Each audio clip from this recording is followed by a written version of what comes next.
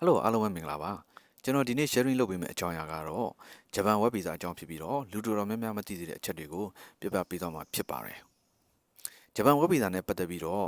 ့လူတော်တော်များများမေးကြတဲ့မေးခွန်းတွေရှိပါတယ်ပေါ့အဲ့ဒါကတော့ဥပမာငါဂျပန် web visa ရနိုင်ပါမလား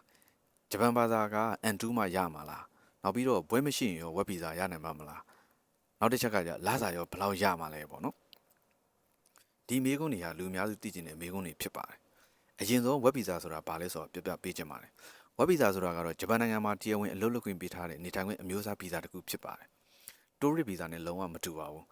tourist visa နဲ့အလုပ်လုပ်ရင်ဥပဒေချိုးဖောက်တာဖြစ်နိုင်ပြီးတော့ပြဿနာကြီးကြီးမားမားရှိနိုင်ပါတယ်ဒါပေမဲ့လို့လည်း tourist visa နဲ့ဝင်လာပြီးတော့ပေါ့နော်အလုပ်လုပ်နေတဲ့လူတွေရှိပါတယ်ပေါ့နော်အဲ့ဒါကြောင့်မို့လို့ဒီနေရာမှာတော့လုံးတင်မလုံးတင်ကတော့မိမိဖာသာမိမိရဲ့ကိုယ်စွမ်းညံစွမ်းနဲ့ research လုပ်ပြီးတော့မှစဉ်းစားဆုံးဖြတ်စေချင်ပါတယ်ဘာဖြစ်လို့လဲဆိုတော့လုံနေတဲ့လူတွေရှိတဲ့အတွက်ပေါ့နော်အဲ့တော့ကိုပါကိုပဲဆုံးဖြတ်စေချင်ပါတယ်ခင်ဗျာ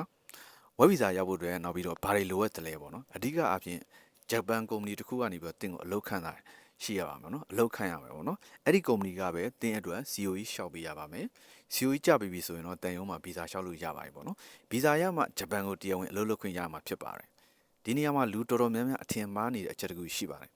COE ကြတာနဲ့ visa ကျင်းစီရပြီလို့ထင်ကြပါတယ်တကယ်တော့ COE နဲ့ visa ကမတူပါဘူး COE ကြပြီးမှပဲ visa ကိုထပ်ပြီးတော့လျှောက်ရတာဖြစ်ပါတယ် COE ကြပြီးတော့ visa reject ထိတဲ့လူတွေလည်းရှိပါတယ်ပေါ့နော်အဲ့ဒါကြောင့်မို့ COE ကြပြီးတာနဲ့ visa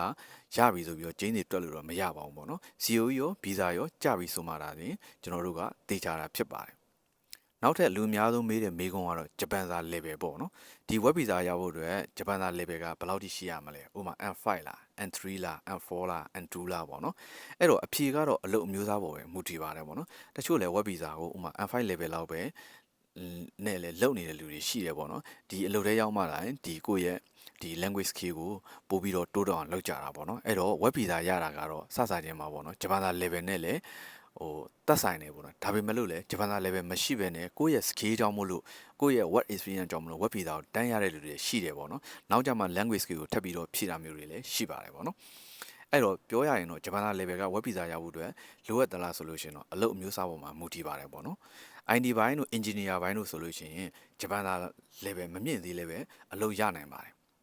်ဒါပေမဲ့လို့ဂျပန်မှာရေရှည် career တိစောက်မယ်ဆိုရင်တော့ N3 ဒါမှမဟုတ်လို့ရှိရင် N2 ထိပေါ့နော်စူးစမ်းတင်ယူတင်ပါတယ်။ဘာကြောင့်လဲဂျပန်စာကောင်းလေ promotion ရဖို့လွယ်လေနောက်ပြီးတော့လစာတိုးဖို့လွယ်လေနောက်ပြီးတော့အလုပ်အတွက်အခွင့်အလမ်းကောင်းတွေပိုများလေပေါ့နော်။ဥပမာအလုပ် changes တခုလုပ်တာမျိုးပဲဖြစ်ဖြစ်ပေါ့နော်။ကိုယ့်အတွက်အခွင့်အရေးတွေပိုရှိပါတယ်။နောက်တစ်ခုကဂျပန်ရောက်တာနဲ့လစာသိန်းဆက်ချီရမယ်လို့ထင်နေတဲ့သူတွေရှိပါတယ်။တကယ်တော့လစာကမြို့နယ်တွေကုမ္ပဏီအလုပ်အမျိုးအစားလုပ်ငန်းတွေ့ကြုံပေါ်မူတည်ပြီးတော့လစာကတော့ကွဲပြားပါတယ်ပေါ့နော်။ဥပမာလို့ရှိရင်တိုကျိုနဲ့ဒီကာကာဝါမှာဆိုလို့ရှိရင်လစာမတူပါဘူး။ position တူရင်တော့မှလစာမတူတာမျိုးတွေရှိပါတယ်။အဲ့တော့ကုမ္ပဏီပေါ်ရေ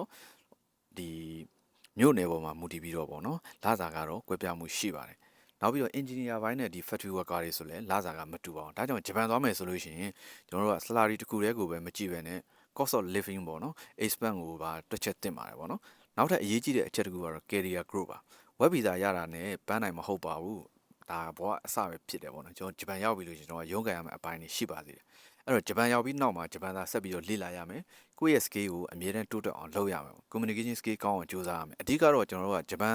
မှာလုပ်လို့ရှိရင်ဂျပန်